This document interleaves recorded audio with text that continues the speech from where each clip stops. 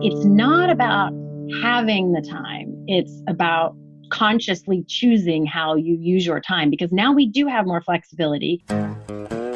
Business is messy and unpredictable. Sometimes lonely. So lonely. So lonely. And inspiration can often come from really weird places. We pick up where the bullet point blogs and the highlight reels leave off. We start with the stories. So here's my story. I used to live in Timonium, which is a suburb of in Baltimore County. And my wife and I, was our first house that we owned. We had 2 young children, and it was really convenient because I worked literally 8 miles away, close to Towson. And what that meant was that my commute was, depending upon lights, 10 minutes Right. at most. It's not this gridlock that people go through. It was really about 10 minutes. Mm-hmm. And I came to the disturbing realization that I hated it. The 10 minutes? I hated the 10 minutes. And here's why. Before that, immediately before that, I worked about 40 minutes away. If I didn't leave during rush hour one way or the other, my commute was 40 minutes. And I loved that because as much as I liked being home with family, I really came to value that 40 minutes of transition time. I could decompress from work if I'm coming home, get into the mindset of, books and, the bedtime stories and dinner and bath time and putting the kids to bed and all that stuff. And in the morning, I got a chance to actually kind of plan out my day, prepare for it, and think about things. And it was also what I call the white space, the time when I get to actually think without an agenda. What are we doing for this project or this client or this whatever? But just kind of let my mind go a little bit because I'm driving and that's all I'm supposed to be doing. And so those 40 minutes each way were valuable to me, as inconvenient as they were from an efficiency standpoint, getting home on time for dinner and all that stuff. They were really valuable for my mental state. Right. And so the 8-minute commute after that with 2 young kids, I would come home, my mind was still in a different place, for work. And Nikki many times had been home all day with the kids, and she needed and deserved a break, and it was jarring to me. And now there's like no lemon sorbet between the courses. There's no lemon sorbet between the courses. And now I've got like a 10-foot commute. I mean, because if I leave the office where I am right now, I am 10 feet away from the kitchen and the living room on one side and the family's there. And that's great in many respects. But I do miss that white space. Yeah. And there used to be white space in your day too, I would presume. There's not as much white space. I think one of the things with what I'm doing, and obviously the context is, I feel very fortunate that I do have a job to work in, that I can work remotely, and not a lot of people, or certainly not everybody, is able to say that. They're off work, they're scared, they've been furloughed, et cetera. For me, in the professional services, what it's been is a combination of, I feel like I've been in meeting, Zoom call, with not much white space in between. And I also think, and it's subtle, but I think that a lot of clients expect whatever results to be faster, because where are you going to go? It's not like you have meetings, you're not going on vacation. And so my days pass very quickly with call. But like one big run-on sentence in a blur. One big run-on sentence, yep. And then there's the 10-foot commute. And I find that it's a little bit jarring from a mental and a productivity standpoint. So I am so glad you're bringing this up. There's a couple things that I want to hit on. Interestingly, years ago, I was just like super irritated all the time. And I could feel that it was me, not the world. Like suddenly when everyone you talk to irritates you, you're like, okay. There's one common link. One common link here. And I could not place it because I was still working out. I was still like, I couldn't figure out what was bugging me. And then all of a sudden I figured it out this one day. It was when I had an employee, instead of just having a completely remote person, I had somebody, and it was really hard for us to find time to work together because I was at so many clients for us to have together time so that she could work on stuff with me. We had to be really specific about when we would meet at my office and do all this work. And the thing that I hadn't noticed until she was sick this one day, and I had like a half day at my office, just me there. And when that was all over, suddenly I felt better at the end of that day. And I was like, oh, I need at least a little bit, like a few hours of just me at my office, working on my thing, not at a client or talking to a client or doing client work and not working with, even though being with her and working with her took stuff off my plate and like reduced my to-do list and made my life easier. I still apparently need that, like some amount of just me working either at my office or at my house or something where it's just me in my own headspace time. And I wasn't getting any of that. And that's why I was so cranky. But have you noticed, let me just break in. Have you noticed that some of the, maybe it's just me, some of the most restful, just refreshing Zen time in my previous pre-quarantine life was sitting in the car outside of home or outside of the office? Not that I couldn't sit in my office alone, whatever, with the door shut, but sitting in my car for just a couple minutes, the song playing or not, just that breath. So here's the interesting thing. So couple important notes. I think a really important thing to notice is before, this is a little bit like that meme I'm sure you've seen going around where it's like, I always wished I had a week to fill in the blank with whatever the thing was. Right. So I had time to do this, and this. Turns out it wasn't about the time. That's funny, but there is a joke, a not funny part of this of, I think a lot of people find those little spaces of just sitting in a car at home before you come in, or sitting in a car and you get there early and you don't go in, you wait. We were creating these little spaces for ourselves because things were so packed.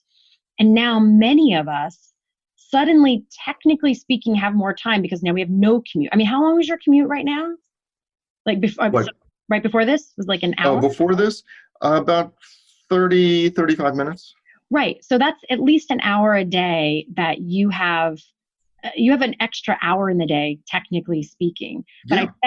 I bet you are not consciously in any way, we're not in any way consciously using that time. You haven't said, I'm going to use that 30 minutes to go walk around the block before I get. No, I haven't preserved it at all. Right. So you're just jamming more stuff in there. So it's not I point this out because much like everything else, it's not about having the time. It's about consciously choosing how you use your time, because now we do have more flexibility. Now we do have found time in some ways.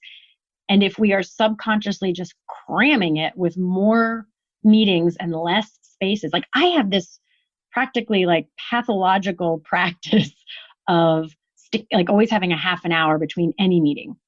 I never, ever, ever book meetings back to back, partly, even if they're just calls and I'm sitting in my office or wherever, partly because I don't ever want to have to be like, I'm sorry, we're right in the thick of the most important thing we could be talking about and I have to jump off to another call. Right, so I always exactly. Want to have that space. But also for me to take a breath, shake it off, think about the next thing, get my head in the right space. That is like an almost sacrosanct practice that I have always done. For some bizarre reason, I'm not doing that. I am booking calls. Like my call-in's at 10. I have another call at 10. That call-in's at 10:30. I have another call at 10:30. And I didn't do that on purpose, but I also didn't even use my previously structured structures to take good care of my time rhythms and patterns and needs. Yeah, a long time ago, I read this article, and it was oddly enough on city planning. And there was one phrase. How this is going to tie in. Stay with me. There was one phrase that stuck with me. Part of it was city planning, but part of it was what I wish for you in your life. And so this one part said, I wish for you that you live on a cul-de-sac, because a cul-de-sac is that structure that surprises the city's motion with a pause. Hmm. And I loved that.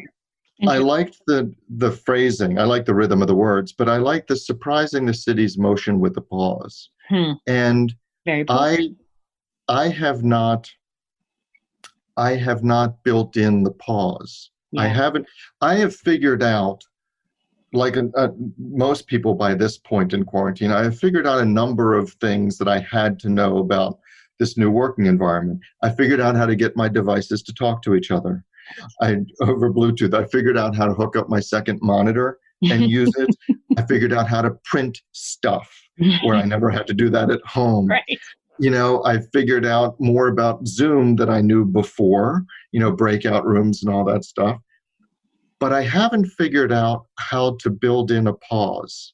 Well, here's the funny thing, because I this is one of those conversations that it is like I feel like I want to choose my words. And don't forget, like, I'm saying this to me too. I'm not saying this from some like hoity soapbox or something, because I'm doing the same thing. But it really is one of those things like, my elbow hurts when I do this. Well, don't do that. Like, exactly. Yes. Figured out how to have a pause. Okay, Jody and Elliot, it's called walk away from the computer for 20 minutes, go do a thing. Like, it's not technically challenging, and yet we're not doing it. Like, well, it's not technically challenging, but when you say my elbow hurts when I'm doing it, stop doing it, you're in control of your elbow, of your physical motions. But what I find that a lot of people do, whether it's responding to emails, responding to calls, scheduling, like we're talking about in this quarantine, is that there's a tendency to, at least for me that I've noticed, to allow others to dictate how my day will run. And what I've noticed is, I think for some reason, probably because it is just all so new and we're figuring it out, I think even people who were relatively good at not letting other people dictate their time suddenly are letting other people dictate their time. I don't know if that applies to you. But. Right. No, but that's it. That's it. So just like you with the 30-minute buffer, I would look at it and go, yeah, I've got 11 o'clock open because that call will end, and where am I going to go? Right. And I haven't allowed myself a satisfactory answer to that question, where am I going to go? Well, it's kind of like I'm mocking it. I know. And you and I joked about this when we were first home. We were trying to schedule times for things, like before some rhythms were made and before we really did have kind of semblances of regular days happening. There was this other, it used to be, you'd be like, can you do 10? No, I have a meeting from 10 to 12. What about 1? Nope, that doesn't work. It was the challenge of like finding the sliver where we could both be on. The other one was almost completely the opposite. We're like, what do you do? What about tomorrow? I don't know. Anytime works. Yeah, for me too. Like, I don't know. Have 10? I guess. Yeah, why not? Like, it was this arbitrary, like, right. I guess 10. I don't see any reason not to. And like, I'm weirdly hesitant to commit. Like, I have nothing, but I guess 10, like whatever. I don't know if you know this, but podcast listening across the boards, and we're seeing a little bit of this, not as bad as some people I know, because there are no commutes, like a huge number of people listen to podcasts during their commutes. People are very ritualistic about when their podcast listening time is. So people who listen while they clean or like putz around the house, those people are still listening. People who listen while they drive aren't doing that. And so in a completely not self-serving way, I think it is one of those ways that I don't think anyone saw this coming, but commutes have value. Yeah, I knew the numbers on podcasts were down. I didn't put it together with commutes until you had mentioned that. But it's also certain radio. Like I always listen to, and I've mentioned this before, ESPN on the way to work. Now, I know their ratings are way down. I attributed that to the fact that there are no sports. Right. But but at the same time, I haven't turned on Sirius in forever. Right. Because the only time I listened to it was in the car. Right. Yeah. And so the interesting thing is, like, yes, that could sound somewhat self-serving, or like people still need to listen to podcasts. But I think that time, whether you used it to listen to the radio, I used to love to listen to NPR years and years ago when I was in the car. now, because I am talking to people and thinking and strategizing and my brain is so like on so much of my day. When I get in the car, I don't even turn on the music. I mean, I'm a huge music person. I don't turn on the radio. I don't turn on podcasts. I don't turn on anything. I just drive. And it is like the one time a day where my brain is like, it takes a big deep breath in and it just sort of wanders about. And sometimes I have really important thought processes, and sometimes it's more like oatmeal in there and I'm just taking a breather. And I'm not getting any of that right now. No, Stick it in.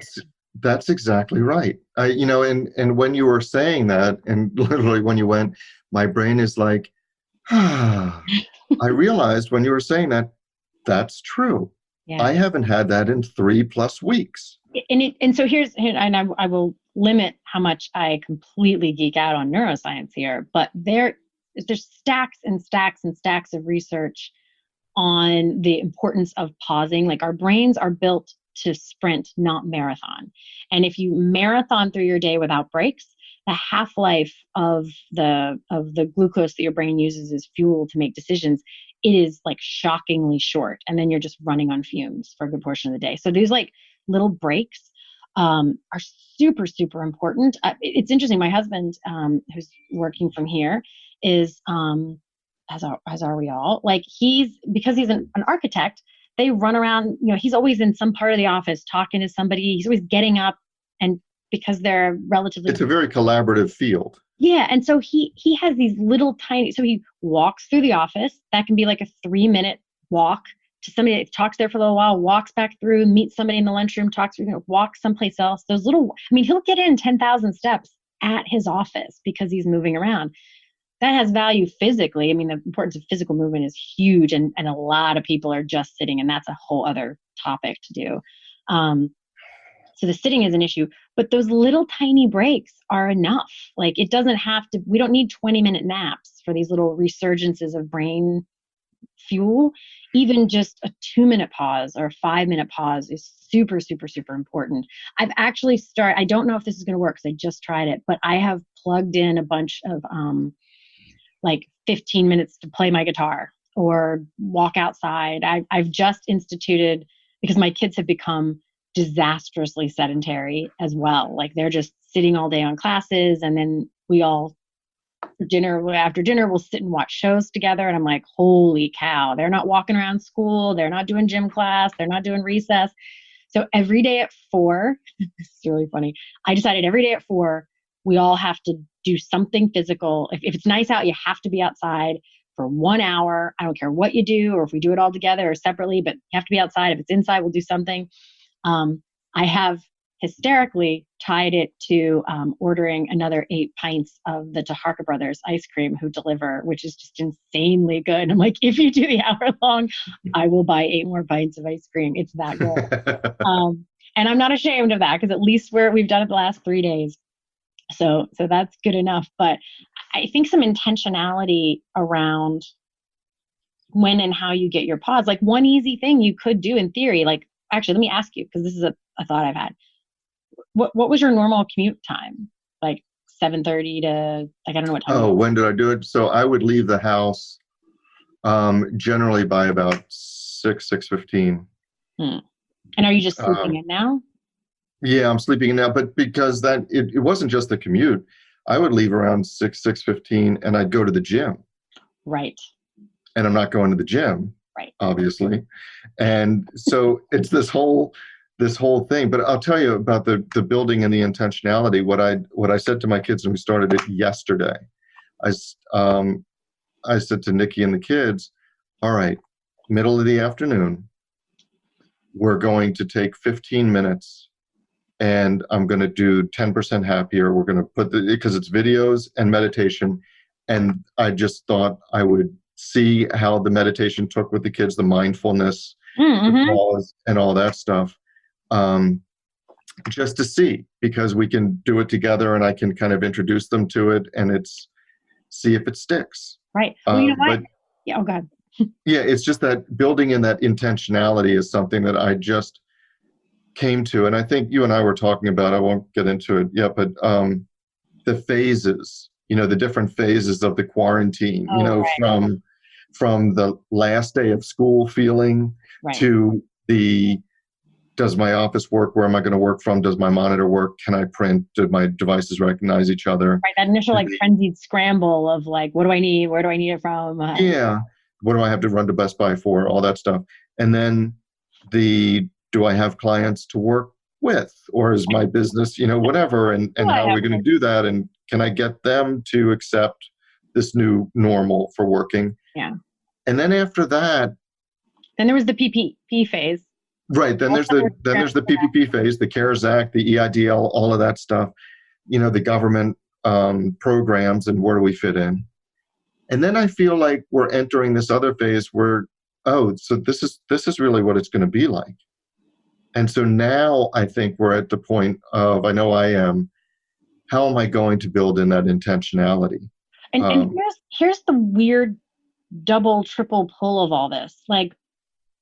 I don't think, Christy shared some really fantastic wisdom, I think, about, I really don't think the answer is that you should try and replicate your previous thing exactly. I'm going to get up at 6, and because that's assuming that the way you were doing it was the right way for you.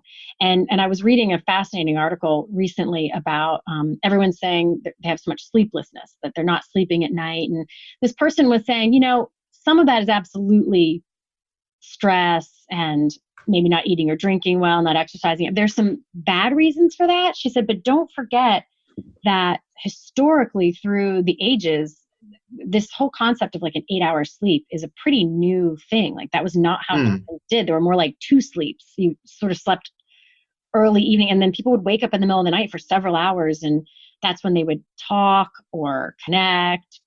Really? Quotes. And then there was another sleep later, or of course, Latin cultures, there's siesta, and this concept of 8 hours sleeping in a row is now 4 hours is a brain sleep cycle, so 4 hours at a time makes sense, but not necessarily 2 back to back. And she said, it's also possible that some of us are finding our more natural personal rhythms, maybe we are more stay up late, sleep in a little bit kind of people than we've ever had the opportunity to try out. She was saying, just experiment with it, see what's working for you. Maybe that's you have a different sleep cycle. Maybe it's not a bad thing. But I do think it's this blur of the two. I don't think it needs to look exactly like it used to, but I do think there's absolutely value in looking back at what it used to look like. I mean, for you, I think there's value in some sort of physical activity, you used to go to the gym and you find value in that. There is value in do nothing time. I mean, I talked about shoving in this 4 o'clock we go outside, but that's not do nothing time. That's do physical activity time. That's still not really honoring the need for space where there's that big exhale, like we were talking about. And so I don't think it has to look like the pattern of the way your routine used to look like, but I think this is the opportunity to say the threads that were previously woven into my pattern, these 5 threads were really valuable to me. I need to make sure they get woven into this new pattern, but the pattern doesn't have to look the same. So that's our story. But the discussion doesn't have to end here. No, it does not. In fact, we don't want it to. No, we don't. That is why we actually have our private Facebook group, which we started to make sure that we could get your comments, your rants, your thoughts, your stories. Your stories. You can find links to that group as well as show notes and links to subscribe via email and how to find us just about anywhere you can possibly find podcasts at sohere'smystory.com. And you can also find us on Facebook and Twitter at SHMS Podcast. And since we know it takes a village. Yes, it does. We'd like to thank our village, our super talented, incredibly patient team. And occasionally snarky team. Yeah, but in the best of ways. In the best Lovingly of ways. Snarky. Yes. Good mockery. So a huge shout out to the people who actually help us produce our show. First, our sound engineer, Tom Hansen. Thanks to Christy Schmier for our brilliant show notes and all the other fantastic writing she does for us. And to Taylor Mathauer for doing just a little bit of everything. Including wrangling us. Which is no small feat. No, it's not. This is Jody Hume. And I'm Elliot Wagenheim. And you've been listening to So Here's My Story.